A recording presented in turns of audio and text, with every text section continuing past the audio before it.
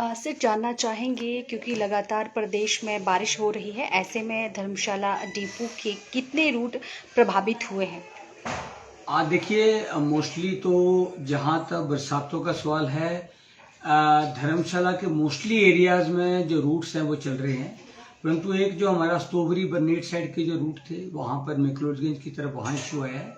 और कुछ हमारे जो दिल्ली हमारी गाड़ियाँ नहीं जा रही उनमें हम क्लब कर रहे हैं। तो टोटल मिला के जैसे कल था हमारे 11 के रूट करीब, तो जिसमें मोस्टली रूट जो मैक्लोडगंज और बरनेट साइड के थे और कुछ रूट दिल्ली के थे। जो हमारी गाड़ियाँ दिल्ली आईएसबीटी नहीं टच कर पा रही हैं तो पैसेंजर्स का फ्लो बहुत कम है, तो उसके कारण हमने कुछ गाड़ियां जो क्लब की हैं।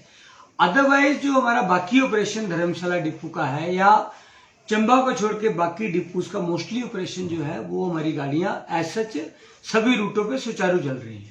असल बात करें, क्या धर्मशाला डिपो से कुल्लू, ऊना व बिलासपुर के लिए भी जाती है? क्योंकि अगर बात करें वहां पर प्राकृतिक आपदा की तो सबसे ज्यादा वहां पर रास्ते जो है वो टूटे हैं।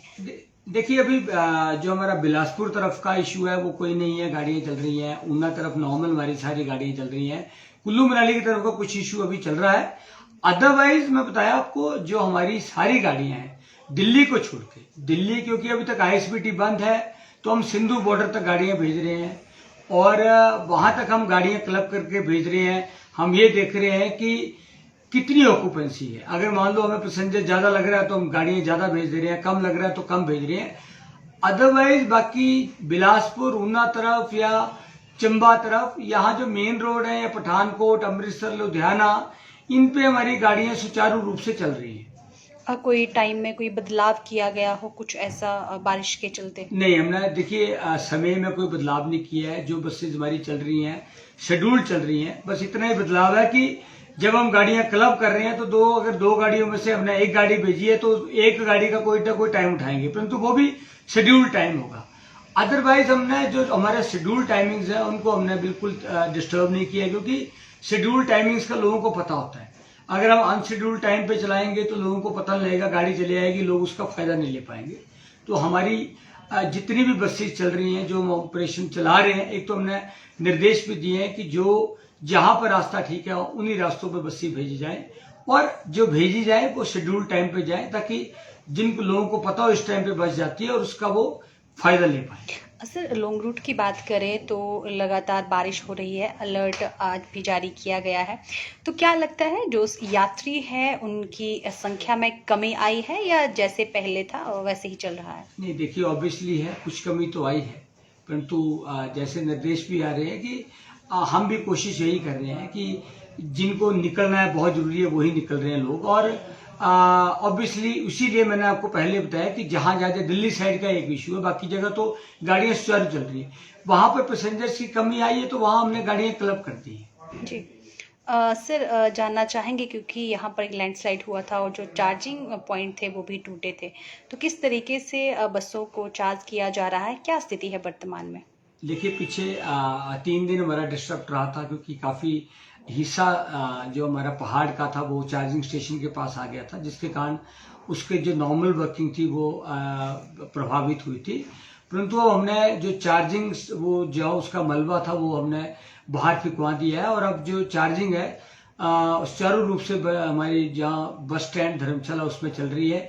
एक चार्जर हमने उसमें चला दिया है और उसके साथ ही हम सारी गाड़ियों को चार्ज करके अब हम जो गाड़ियां अपने रूटों पे बिल्कुल जैसे निर्धारित थी वैसे चल रही हैं।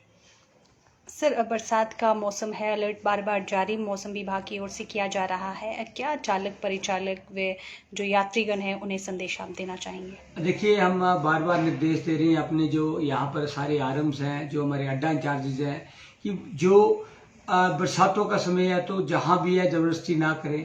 जहां भी पासिंग करनी है वहां पर सुचारू रूप से जगह देख लें। कहीं भी जहां लग रहा है लैंडस्लाइड हो सकता है, कहीं कुछ बाधा हो सकती है, काफी बारिश हो रही है, गाड़ी को एक तरफ जहां पर सुरक्षित है वहां खड़ी कर दें।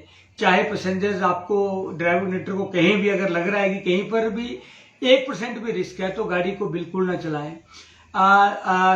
सामान्य जो लाइट्स हैं उनका बिल्कुल भरपूर फायदा लें, क्योंकि आजकल विजिबिलिटी कम हो जाती है धुंध में, बारिशों में। तो ड्राइवर्स को निर्देश दिए गए हैं बिल्कुल किसी तरह का रिस्क ना लें।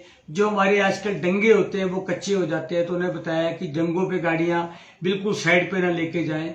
और भी उन्हें निर्देश दिए कि जब तक आपको बिल्कुल ऐसा नहीं लगता है कि रोड बिल्कुल क्लियर है, बिल्कुल सुरक्षित है, अगर आपको लगता है कहीं भी रोड में कोई इश्यू है, सुरक्षितता में कोई भी कंप्रोमाइज ना करें।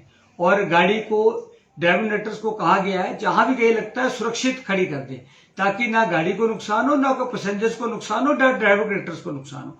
तो सारे निर्देश उन्हें दिए गए हैं और गाड़ी यही बताया गया है कि सबसे इंपॉर्टेंट है जान माल की कोई हानि ना हो। उसके लिए मौके पे जैसे हालात होते हैं वैसा आप उन्हें कहा गया है, गाड़ी को अगर कहीं लगता है तो गाड़ी को रोक दे, गाड़ी को लेके ना जाएं, और ताकि किसी तरह की कोई दुर्घटना न घटे। सर जानना चाहेंगे, बरसात है जैसे कि आपने कहा कि डंगे भी जो है वो धंस जाते हैं, ऐसे स्थिति बनती है, तो जो बसेस है उसमें कितनी कैपेसिटी जो है वो यात्रियों की रहनी चाहिए?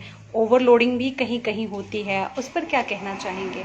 देखिए, जो हमारी क्षमता है, जो हमारे मापदंड है, उसके अनुसार ही जो लोग, और मोस्टली मैं आपको बताऊंगा कि जितनी भी बड़ी गाड़ियां जाती हैं वो विद इन द कैपेसिटी ही लोग उसमें सफर करते हैं।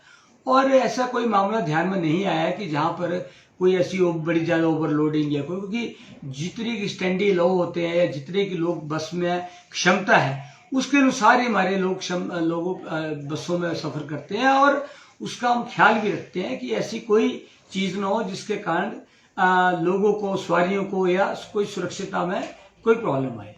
जी धन्यवाद। Thank you ma'am.